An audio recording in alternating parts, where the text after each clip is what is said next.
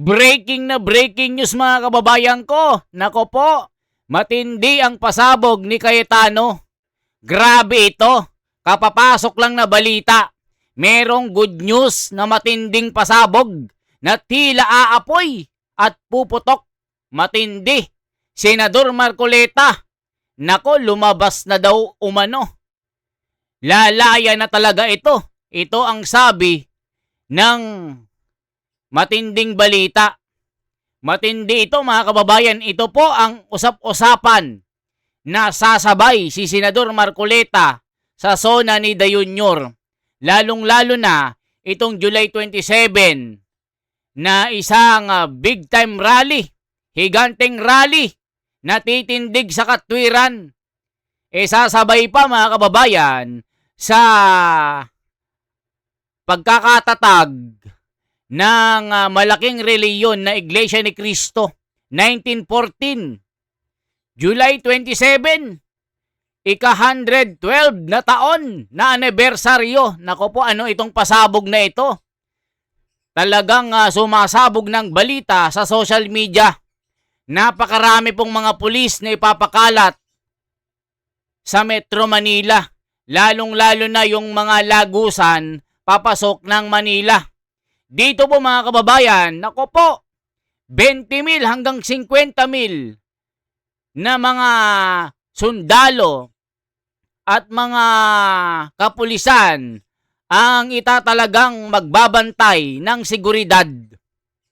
Dahil nga po dito sa napipintong anibersaryo ng kapatiran ng Iglesia ni Cristo. Yan po ang mga balitang sumasabog.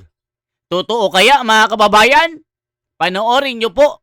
Kayo na ang humusga at mag-decide, magbigay ng mga desisyon kung talagang si Marcoleta ay makakalaya daw di umano.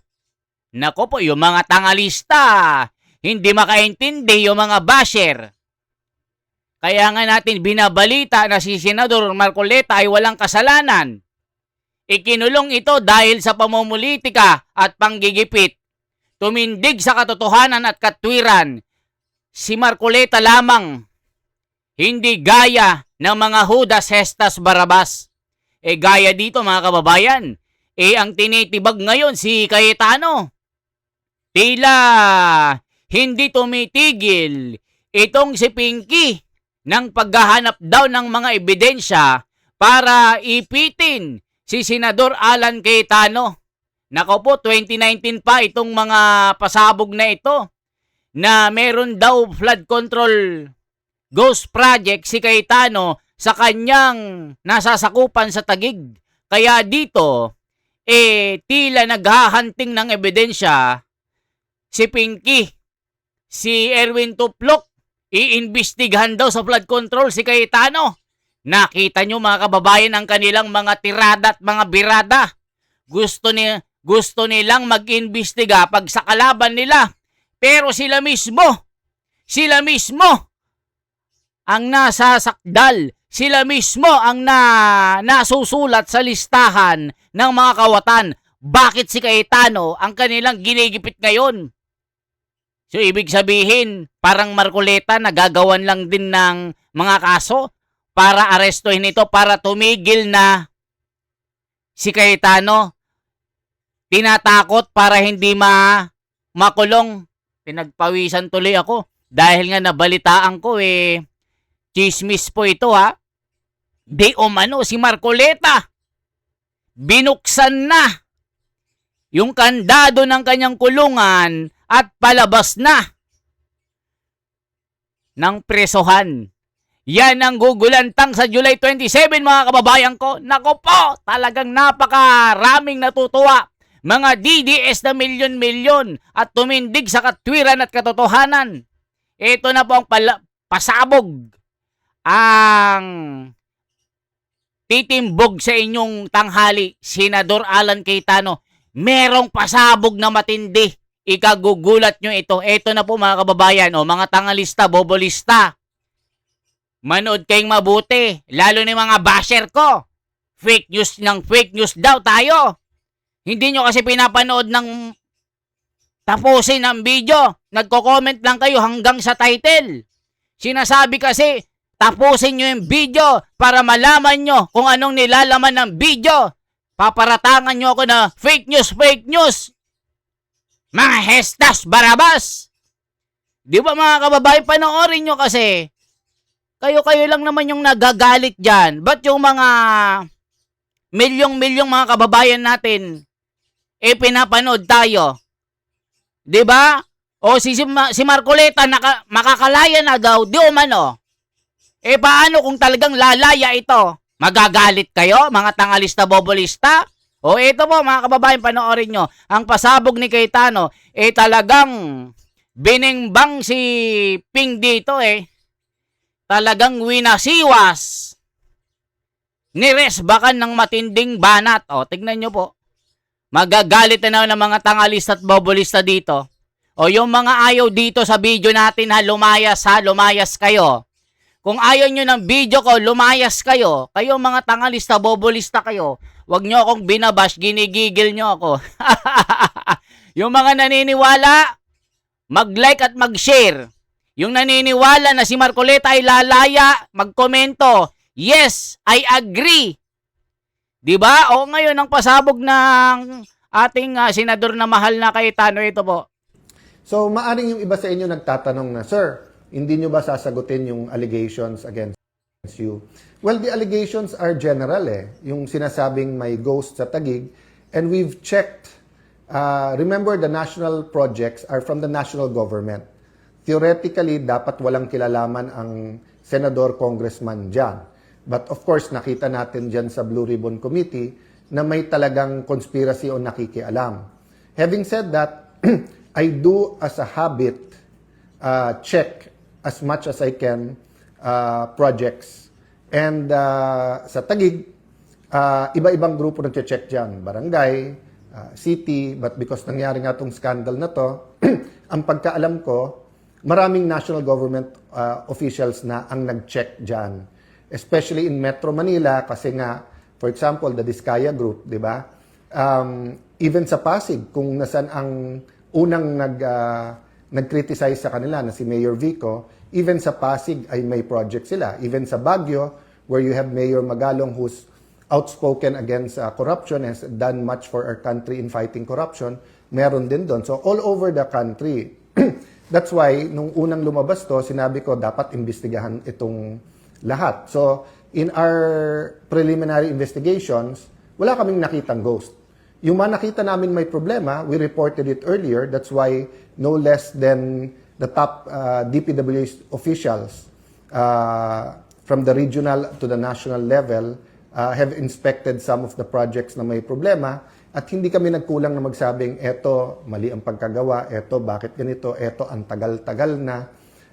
Kasi nga, nadadaanan namin dahil tagarong kami, umiikot kami doon. And of course, for example, doon sa Lakeshore, every Christmas, hindi ko na malaman kung 15, 20, 30,000 a night ang tao dyan because we have a world-class Christmas lights park. And of course, throughout the year, we try to have projects that, kasi hindi naman lahat may pera para mag-mall So we're trying to have many other venues in Taguig na families can go to, communities, barkadas can go to for free. No, mga playground para yung parents kasama yung mga anak. So I continue to wait kung ano yung specific allegation and haharapin ko yan. But of course, yun nga, ang pakiusap ko, hindi tama na mag-single out at mas mabuti lahat ito. I'll stop there kasi nga we have naman time for that. I'll just remind everyone dito sa page ko that 2 weeks ago or last week, sabi ko na sa inyo, Monday to Wednesday, I try not to comment on other issues para nakafocus sa impeachment. As it is. O ayan mga kababayan, alam nyo si Senador Alan Cayetano, sa totoo lang, parang Marcoleta ito. Tumitindig sa katotohanan at katwiran. Kita nyo naman mga kababayan, sinisingle out si Cayetano. Sa dami ng mga issue, sa dami ng mga binanggit na mga witness, may mga video pa. May mga kontraktor, may mga senador na nabanggit ang mga sundalong ito. Pero ano ginagawa ng mga bendalo? Hindi nila iniimbestigahan kasi nga mga kakampi nila, mga kasapakat nila, mga katropa nila at kabarkada. Pero pag hindi ka kapanalig, hindi ka kamaleta, yari ka. Gaya ni Senador Marcoleta, niyari. Sino?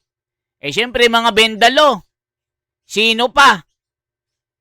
Siyempre magtropa. Sabi ni Alan Cayetano, si Lacson ang gumawa ng lahat. Ginawan talaga ng kaso si Marcoleta. Maski yung mga donation na binigay sa kanya nung kampanya nung pagiging senador ni Marcoleta, ginamit para makulong, maaresto at ipitin sa kulungan ang ating butihing senador. Kaya ngayon, bali-balita, sasabay ng anibersaryo, lalabas ang kulungan. Kaya yung mga bendalo, nag-iiyakan na. Si Dayunyor, nag-iiyak na. Hindi na alam kung anong gagawin. Yan ang mga sinasabi ng mga komento. Kaya manood po kayo para hindi kayo maligaw. Panoorin ng maigi, intindihin ang video, ang ating mga sinasabi para hindi maging bobo sa mga komento. Kasi nga mga kababayan, yung mga basher natin, fake news. Sinasabi nga natin panoorin ng maigi ang video at mga komento. Lagi tayong nagtatanong, lalaya na ba talaga si Marcoleta? Kasi yan ang chismis, yan ang balita. Kasi hindi siya guilty, nag-plea ng not guilty sa Sandigang Bayan. Kaya yung mga kawatan, mga bendalo, mga loyalista, bobolista, tangalista, makinig ng mabuti para hindi mapako sa 20 pesos sa bigas. Bash kayo ng bash. Wala naman kayo na itutulong sa bayan. O ngayon, panoorin natin ang pasabog ni Cayetano. Bakit sinisingle out ang Taguig? Bakit sa dami ng baha, Davao ang tinitignan sa Katagig? Kasi nga, kalaban nila. Kung talagang righteous man kayo, kung meron kayong integridad, gaya ng sabi ni Senador Pampilo Lacson, sinira daw ni Cayetano ang kanyang integridad. Kaya ngayon, hinahanting si Cayetano sa flood control issue sa Taguig at ngayon yung 2019 SEA Games. Si Matibag nag-iimbestiga rin. Ako po, ano kaya mga pasabog na ito? Totoo kayang may integridad si Lacson? Itong balita ni Cayetano, matinding birada ito. Marami na nagsasabing, eto mga senador na to, parang prosecution senator judges. Eto na naman mga senador na to, parang mga defense senator judges. So as it is, even if hindi natin pag-usapan yung ibang mga issues, may ganun na So can you imagine if before the impeachment at lunchtime and after around dinner time, I will be talking about other important issues. Maghahalo-halo That's why I try to talk about it during the weekend. But marami din nagsasabi na, Kuya Alan, principles, Kuya Alan, daily living, Kuya Alan, minsan nag-enjoy kami sa upakan, but nag-enjoy din kami ng yung substantive. So for example, marami sa, Sir, support naman kami sa anti-corruption. At sana magtulong-tulong na lang kayo sa anti-corruption. Some mean it directly, some are sarcastic, yung magtulong-tulong. But ang point, Sarap. O, kita nyo mga kababayan, nami-misinterpret kasi ng mga kawatan, bendalo at mga tangalista, bobalista yung tinatawag na katwiran. Ginagawa nilang mali. Pag mali, tama sa kanila. Pag tama, ginagawang mali. Saan ka pa nakakakita ng ganito mga senador? Diba? Kasi Marcoleta pa ang ginanon lang. Grabe talaga. nagre-reach out na, Sir, walang pantuition. Sir, 3 na yung tumulong sa amin sa medical assistance pero kulang pa rin. Sir, ang taas ng presyo ng kuryente at totoo ba na ang pagkain tataas pa? And then you have the businessmen and women, no? So, for example, restaurant owners, I've been talking to them. Minsan manager, sabi, sir, on the average, 20-30% ang hinina. I talked to a friend who's an artist at kunikwento din niya na panay may kaya naman yung kanyang kliyente, pero nakikita niya pagka yung sentiment, whether actually humihina negosyo or may sentiment lang na slowing down yung economy, slowing din daw sila pang gastos ng hindi mga essential. So, for example, sa kuryente, I know the DOE, I know the President, I know the Uplift Group is doing something about it, but it might be time for a EDCOM type of we have a PowerCom, but this is House and Senate. Hindi po ito with the private sector and with ERC and with everyone, no? Whether it's a weekend conference or it's a ad hoc committee that will meet for the next 6 months, hindi po sustainable na may mga area na brownout ng brownout, may mga area naman na wala pa rin kuryente until now, and then hindi sustainable yung ganong kataas na kuryente, whether we're talking about commercial or industrial or residential. Diba? I think isa na tayo kung hindi tayo mismo ang pinakamahal sa ating region.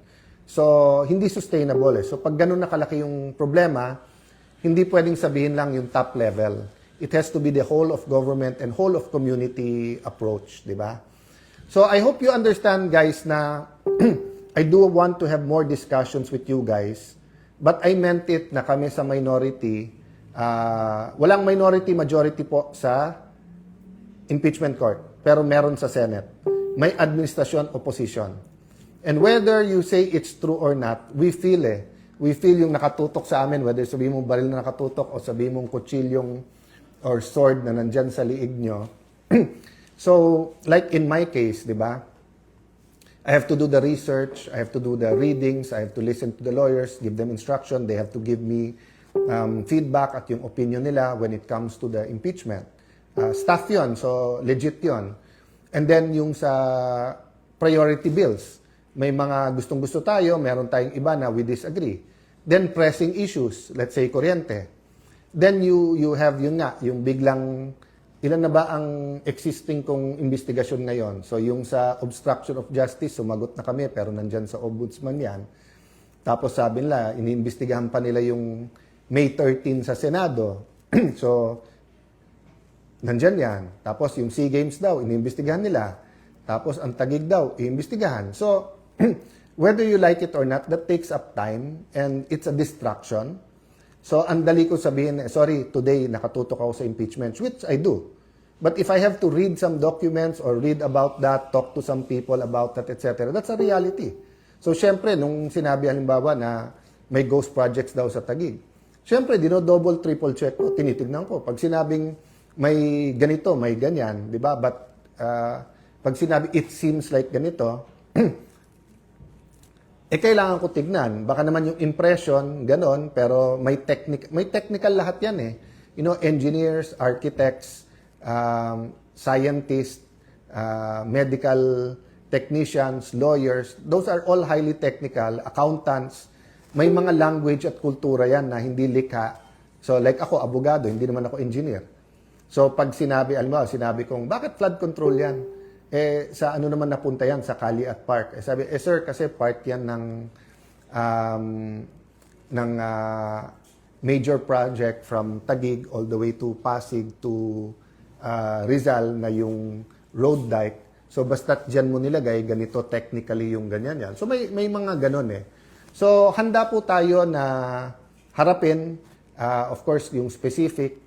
Having said that, hindi ko pwedeng pabayaan ang legislative agenda, ang trabaho ko sa impeachment, ang trabaho ko rin sa holding everyone, including myself and people close to me, accountable, and including fighting for a national agenda.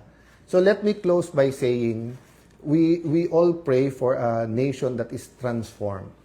Hindi yung, madalas kong gamitin tong example na to, yung mga ka-age ko, dati ang sarap pumunta ng Clark at Subic, kung mahilig, nung araw, parang Magnolia at saka yung pag tinawag namin dati, dirty ice cream. Hindi dahil madumi, pero kasi sa bawat kanto-kanto yun, at saka sa kalye binibenta yung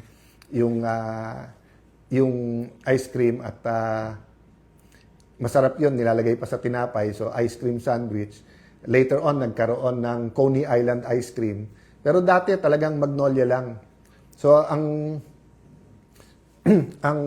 point ko, ngayon napakarami na.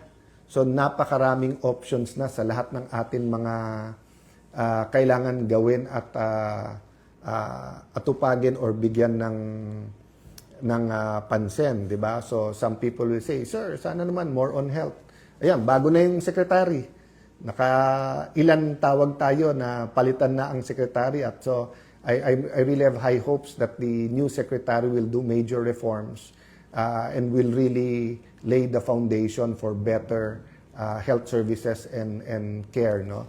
So I do believe in giving people benefit of the doubt, giving them a chance kahit na hindi ko sila kapanalig sa politika, for example. But in the case of the health secretary, little info but I really wish him the best at sana talagang walang politika sa DOH at maayos to, no? But going back to How to turn this basic product into this and this. Ayan, mga kababayan ko, kaya handa si Senador Cayetano na harapin ang mga kaso na binibintang na naman ni Ping Lacson dito.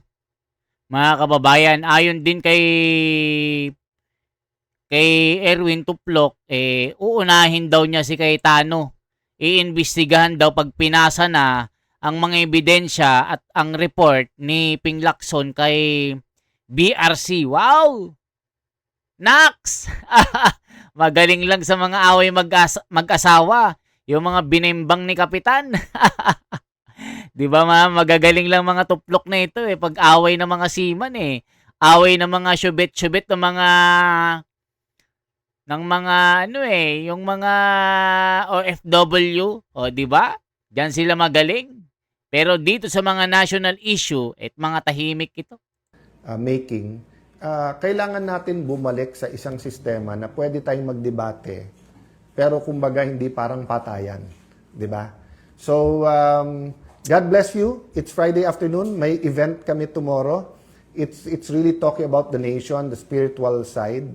So, the example I was giving is that if you go to Clark and Subic, not only do you have the burgers na masarap, but pag sinabi doon stop, kahit na walang stoplight, kahit walang CCTV, kahit na walang traffic, stop talaga.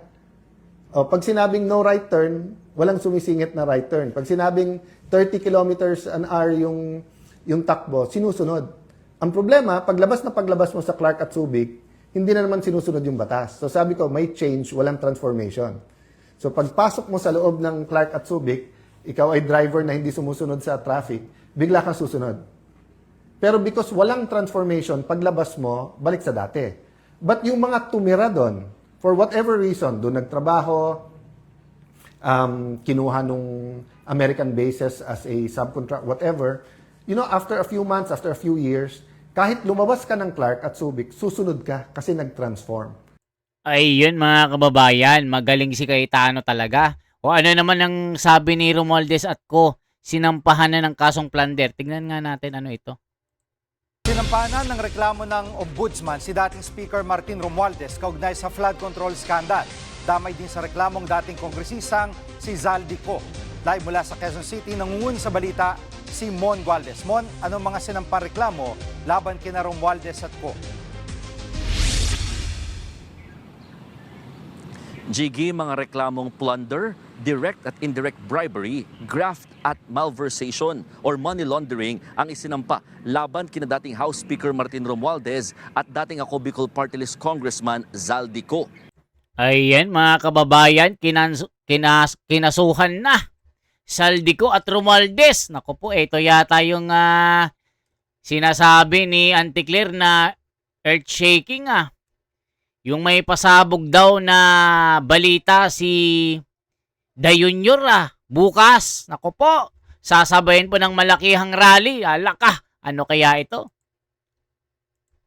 Ayon sa Special Panel of Investigators mula rito sa Ombudsman, dapat managot si Romualdez at co dahil sa umano'y sabuatan para iligal na magkamal ng yaman.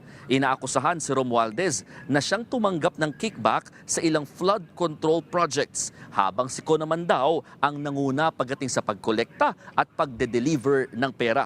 Noong panahong yan, na si Co ang tumatayong chairman ng House Appropriations Committee na siyang sumusuri at nagsusumite ng panukalang budget sa plenaryo. May ebidensya rin daw na lumalabas na nakatanggap si Romualdez ng pera mula kay Co sa pamamagitan ng cash deliveries o paghahatid ng mga male-maletang pera. O, kita nyo mga kababayan? Di tama yung mga sinasabi ni Marcoleta at ng mga testigong 18 Marines. Dito po kinuha ng Ombudsman ang mga ebidensya laban kay Co at Romualdez. O, kita nyo mga kababayan, kinasuhan na ng plunder, ng graft and corruption. Ibig sabihin, tama yung mga 18 Marines. Dito kinuha mga kababayan ang kanilang mga salaysay. Tapos sasabihin ni Erwin Tuplok, mga chismoso daw at gawa-gawa lamang. Kailangan daw ng matindi pang ebidensya. Pag wala, nek-nek nyo. Bawal kayong pumunta sa Senado. Hindi ko kayo ipapatawag. Pero pag si Cayetano ipapatawag at nandyan na yung report ni Pinky, aba, kala mo nakarinig ng birthday yan. Pupunta agad dito. Tuloy pa natin. Mula 2022 hanggang 2025, tinatayang nasa 56 billion pesos ang kabuuang halaga ng umano'y nakamkam nilang halaga dahil dito. May ebidensya rin daw na paulit-ulit nakakuha ng ill-gotten wealth sina Romualdez at co sa pamamagitan ng kickback at pag-impluensya pagdating sa proseso ng budget. Matibay rin daw ang ebidensyang paulit-ulit silang tumanggap ng porsyento o kickback mula naman sa mga flood control projects. Di totoo lahat ng mga sinabi ng 18 Marines. May katotohanan ito, mga kababayan, kasi dito nga kinuha. Paano kay Erwin Tuplok, kay Tito Soto? Di ba mga kababayan ko, nasaan? Alam na this, mga kababayan ko. So, ang gagawin nila, pampalubag loob, itong si Saldico at si Gutesa. Saldico at si Romualdez. Naku po mga kababayan, totoo kaya na ikukulong nila ito? Yari, nauna pa si Marcoleta.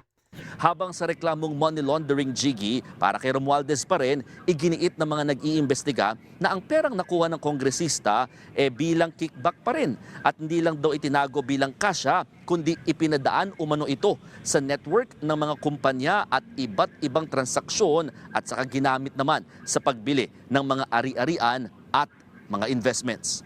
Jiggy. At mo ngayon na isang panay yung mga reklamo, ano ang susunod na mangyayari?